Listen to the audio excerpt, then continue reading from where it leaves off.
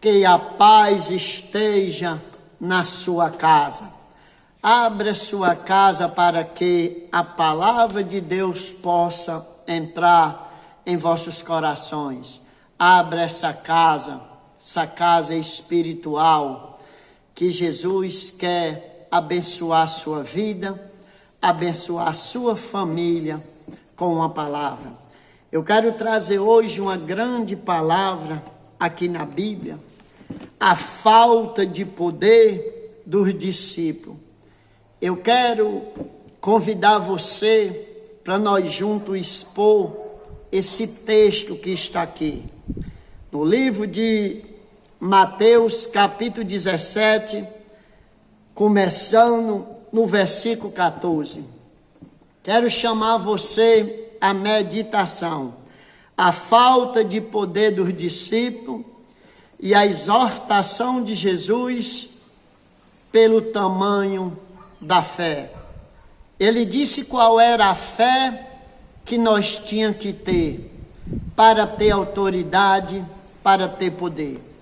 Então, o versículo 14, e quando eles chegaram,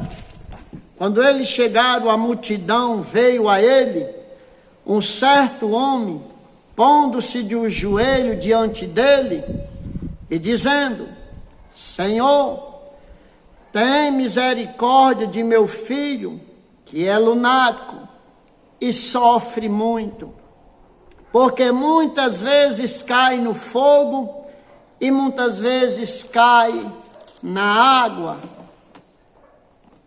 E teus discípulos não puderam curá-lo. E respondendo Jesus disse: ó geração incrédula e perversa, até quando estarei convosco? Até quando vos sofrerei? Trazei-me aqui. E Jesus repreendeu o espírito, que saiu dele, e o menino desde aquela hora sarou. Louvado seja Deus.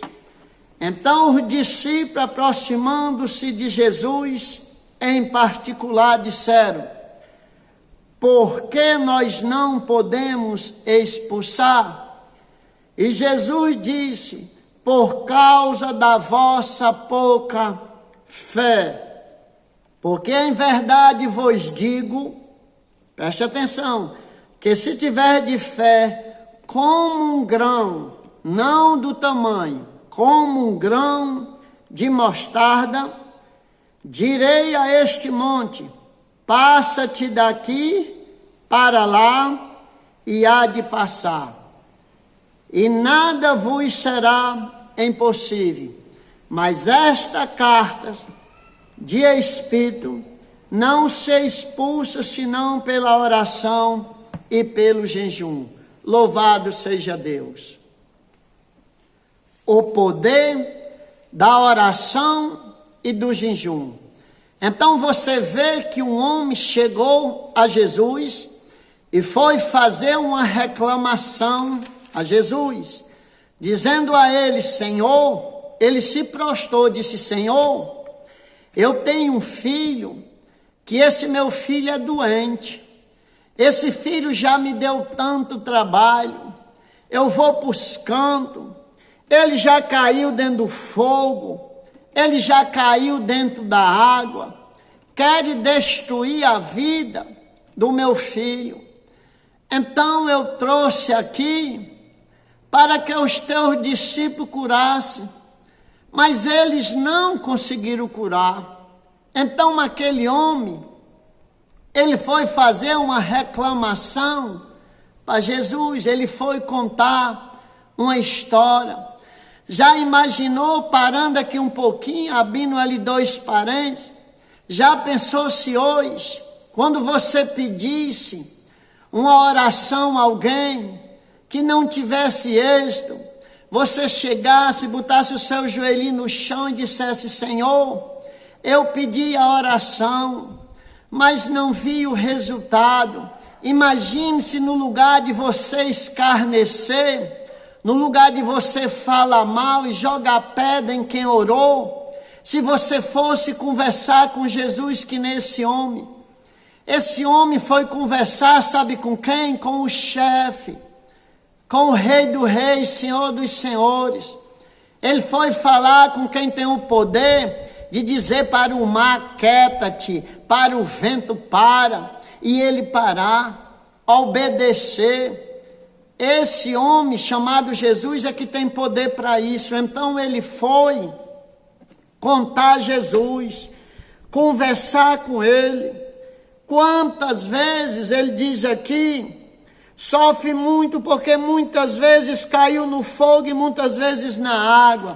Ei, quem tem promessa não vai assim não, presta atenção, isso também, isso é a exposição do texto bíblico. Muitas vezes caiu no fogo, cadê? Está vivo.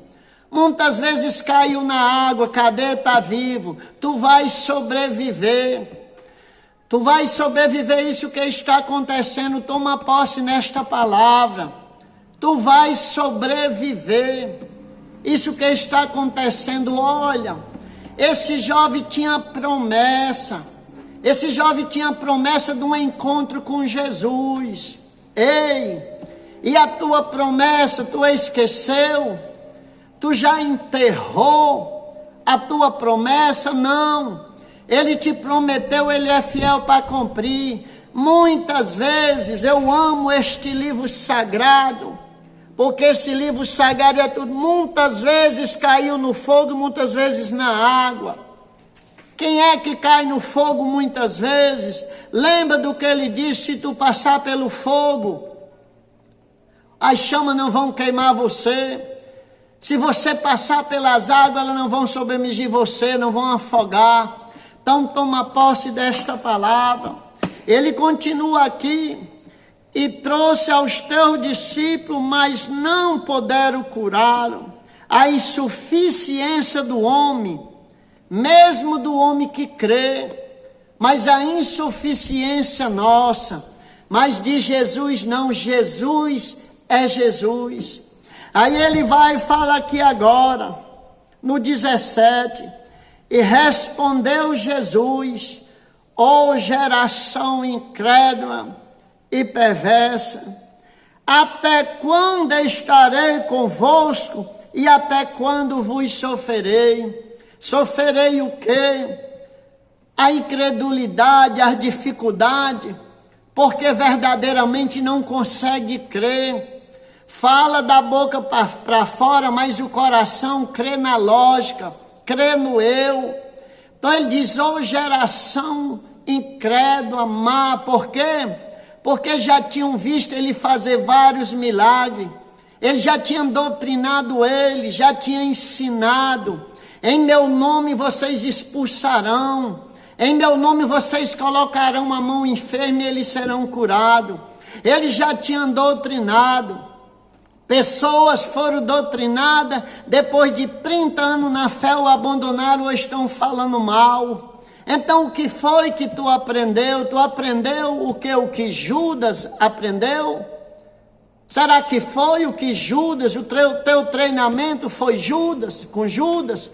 Porque aquele que foi treinado por Jesus e guarda no coração faz como o apóstolo Paulo. Combati um bom combate, acabei a carreira, mas guarda a fé, porque a palavra ardia no coração. Aquele homem e aquela mulher que valoriza Jesus, o chamado ainda arde até hoje, queima no coração.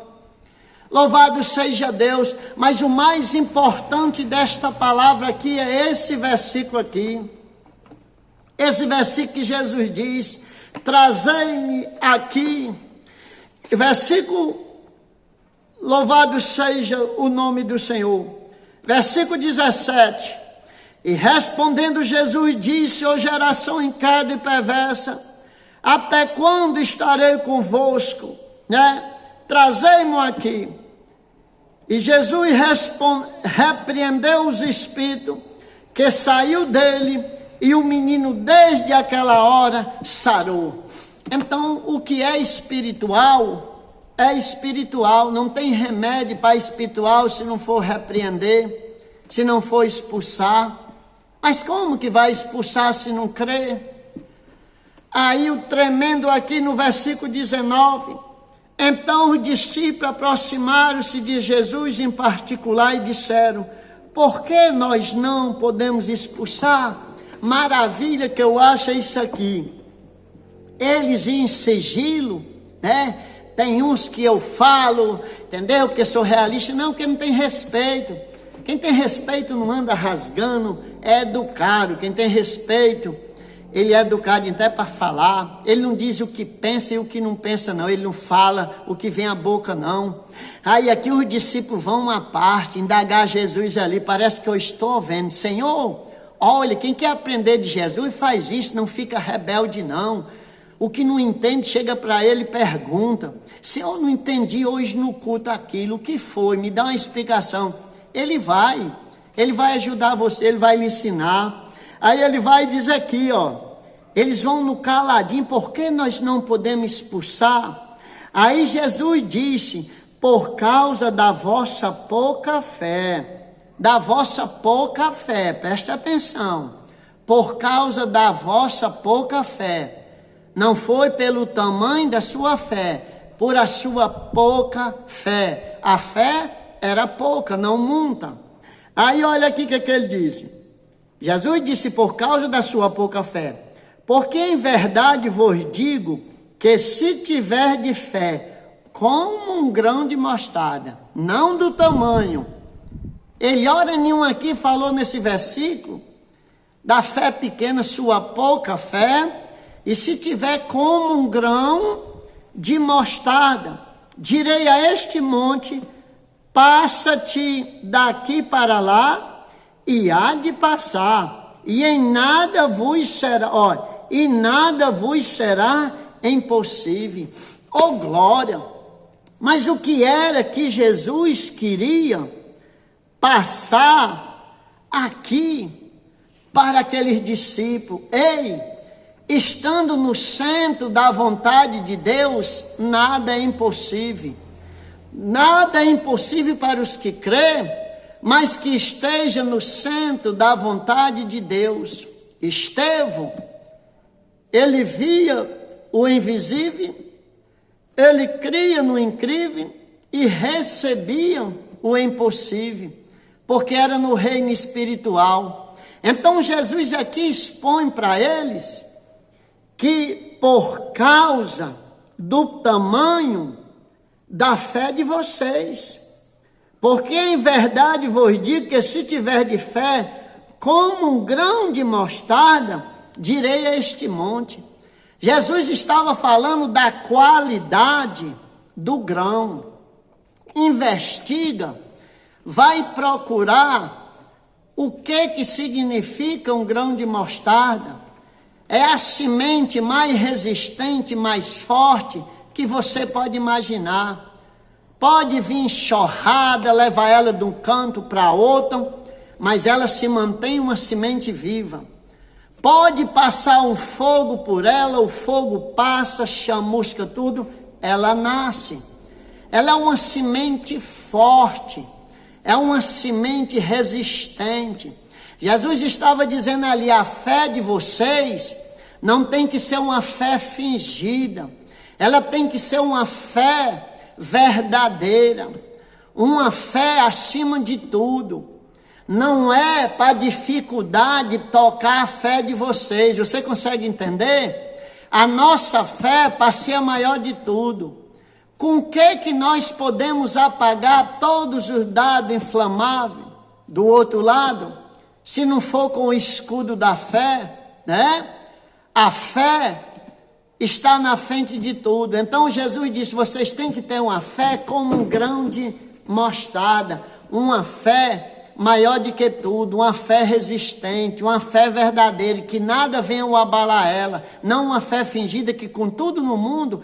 Eles estavam lá no barco, se abalaram com o vendaval, com a zoada do mar, e se afrouxaram tudo, estavam morrendo de medo, gritaram: o senhor não está vendo? Culparam até Jesus: o senhor não está vendo que nós vamos morrer aqui? O homem costuma fazer isso. Segundo ponto, o primeiro da semente de mostarda, a semente mais forte.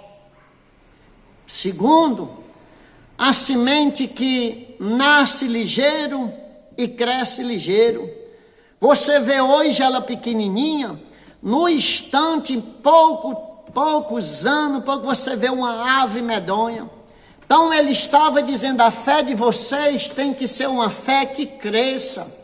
Uma fé que diminua não vai a lugar nenhum. A nossa fé tem que crescer dia após dia, anos após ano, pelas nossas experiências. Você já leu lá que as lutas ela traz o quê? Para testar a nossa paciência, para nós ter uma experiência. Você já viu lá em Romano? Então, a fé é para ser uma fé que cresça.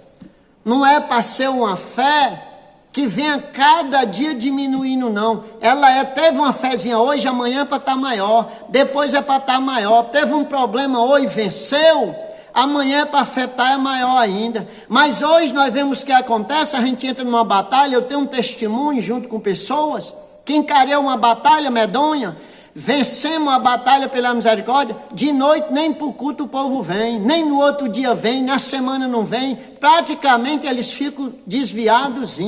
Que fé é essa? Que fé é essa que eu não entendo? A fé tem que crescer. Ele vai e continua, a semente de mostarda, 3, é a única semente que não tem ciência no mundo que possa misturar ela com outro. Você pode faz a mistura de várias sementes, a de mostarda não, pesquise isso para ver se é verdade. A ciência não consegue misturar a semente, ou seja, a sua fé não pode ser misturada com nada. A sua fé, a minha fé tem que ser separada de tudo.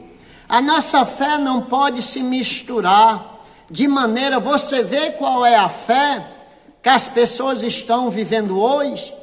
Elas se batem com a pessoa, ei, Jesus quer falar contigo. Palavra de autoajuda.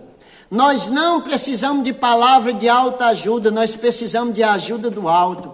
Se você concorda, bote lá no comentário, eu concordo. Nós precisamos de ajuda do alto. Muita gente não entende o que é o evangelho, o cristianismo. No passado, os sacerdotes falavam com o povo e levavam a Deus. Então era da terra, antigamente era da terra para o céu, hoje é do céu para a terra.